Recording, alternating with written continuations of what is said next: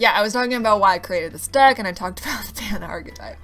But I want to get into the specific. Here are 5 signs, like 5 telltale signs that you're indeed a panda. Okay, so number 1 panda sign, the telltale sign. Like, this is the most obvious sign of being a panda. Like, I mean, it's not 100%, but if you have this trait in you, you're probably a panda. A telltale sign that you are a panda is that you identify as an introvert. So pandas aren't particularly hermit-like, you know, they're not like antisocial per se, because you do see pandas interact with each other and they have fun with each other, etc. They are solitary animals. But they're definitely not herd animals. So I really like this idea of like it's introverted, but that doesn't mean you're antisocial. That doesn't mean you don't like to hang out with other people. It's just that you need your own space more. You definitely enjoy hanging out with a close group of friends, etc. You know, basically telltale traits of being an introvert. And if you are an introvert, that is sort of like a trait for having an inner panda, is like you're an introvert and you kind of you need your own space. You don't mind having fun once in a while, but for the most part you kind of like need your own space. And panda is sort of like the perfect metaphor, because like I said before, pandas are usually like regarded as like lazy, or they're very bum-like. But I think that's like sort of like through the lens of a very extroverted society. You know, I think Western society, or North American society at least, it's a very outgoing society. I think people expect you to go out there and have fun. You're supposed to enjoy your weekend out there. I feel like it's not like oppressive or anything, but I think there's just definitely this dynamic of expecting one to be more social. And I think like pandas are like regarded as lazy, or maybe a lot of introverted people will be regarded as lazy, because if you don't really understand what that's like, it kind of seems like you're lazy. You're just at home doing nothing, and doing nothing, and by doing nothing, it's like you're not hiking or whatever. So I think there's this like interesting insight into like what it means to be an introvert. It's like sometimes you don't seem to be doing much, right? You may just be reading or just, you know, like just staring into space with a cup of coffee, and then people might just be like, are you being lazy, or just daydreaming? Are you a panda? But pandas are introverted, have a lot of sensitivity, right? They have like a really rich inner world, and that's what pandas represent, for me at least. You know, it's like they seem to be doing simple things. They don't seem like they're doing much. They don't seem like they are being really outgoing, but in fact they're really enjoying that moment. You know, they're really just being in the moment, enjoying what they like to enjoy, and there's no other reason needed, right? If you love something,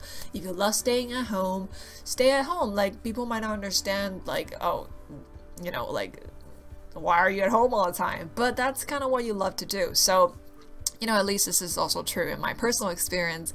Sometimes I just say to my friends, like when they ask me to hang out, they're just like, hey, do you want to come out? I'm just like, no, I'm lazy. Like, even if it's just like 2 blocks out, I'm just like, I want to stay home. Sorry, I'm like a panda today. Sorry. And I'm not a lazy person, because like I'm very conscientious. I work hard to achieve my goals. I'm definitely not lazy, but I just don't like going out, you know. So that's number 1 telltale trait of being a panda. If you're an introvert, you're probably 50% panda already. Moving on to the next point, they're all kind of like connected. The second sign that you're a big panda, or you have a strong inner panda, is that you're pretty easygoing, you're a down-to-earth person, and you are very peace-loving. So what that means is, like, generally you want everybody to go along, and you want everybody to treat each other well.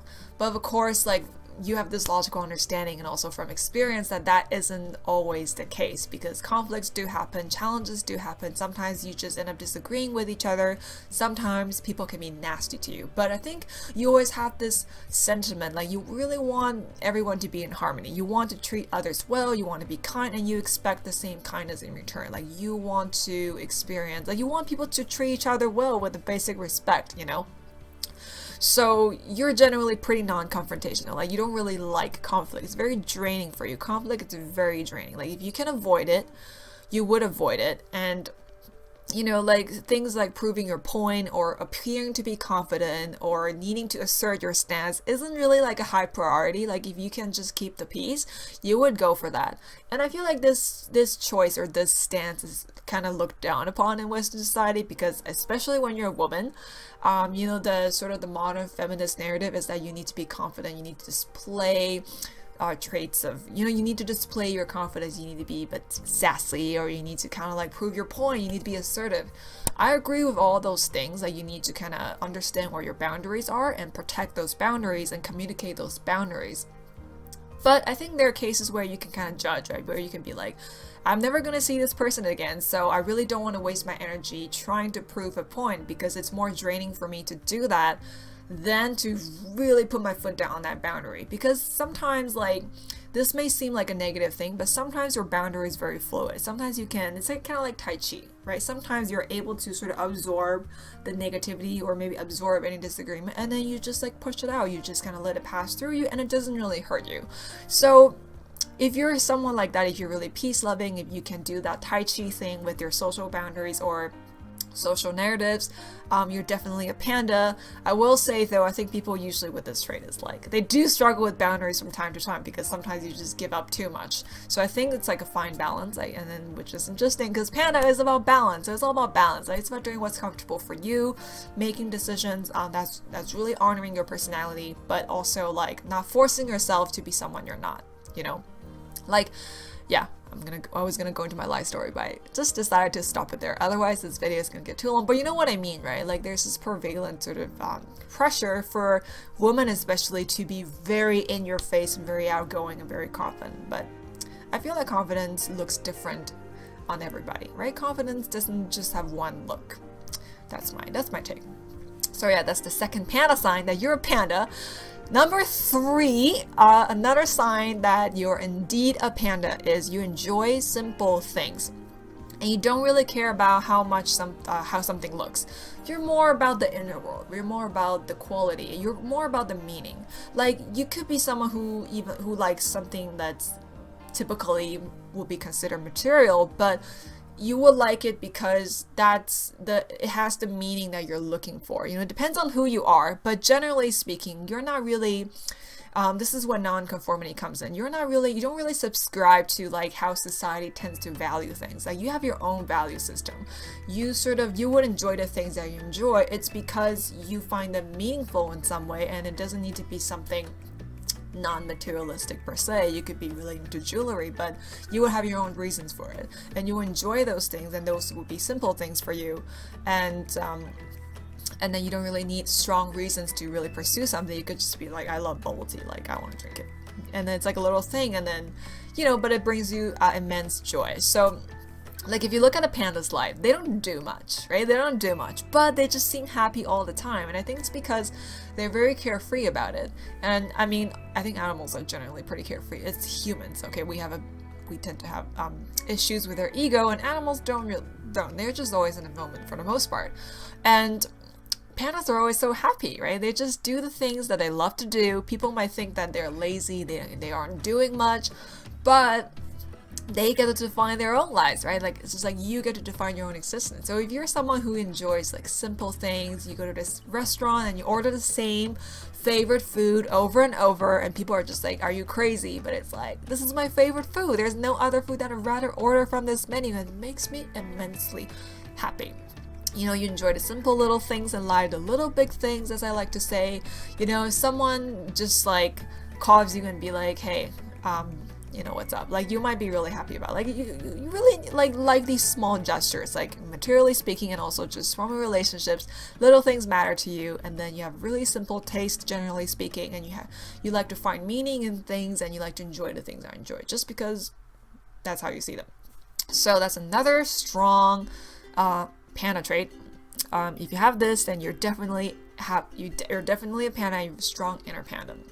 So panda sign number 4, telltale sign that you're indeed a panda, is you have a very cute and adorable side. So this is obvious for pandas. Pandas are very cute, they're very sweet, they're very affectionate. I don't know if you've seen videos on YouTube portraying pandas just hanging on to their caretakers because they miss them so much and they love them so much, and they just don't want to let go of their legs, right? So pandas are very sweet.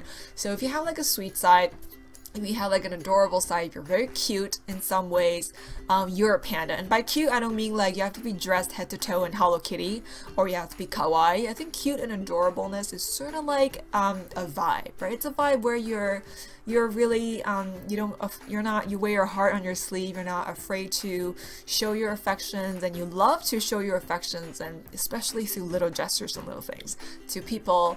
And you're very cute, you're very loving. I think adorable means like you're very loving, and people find you lovable, people find you like very down to earth, attractive, and they find you approachable. So I think that's what I mean by like cute.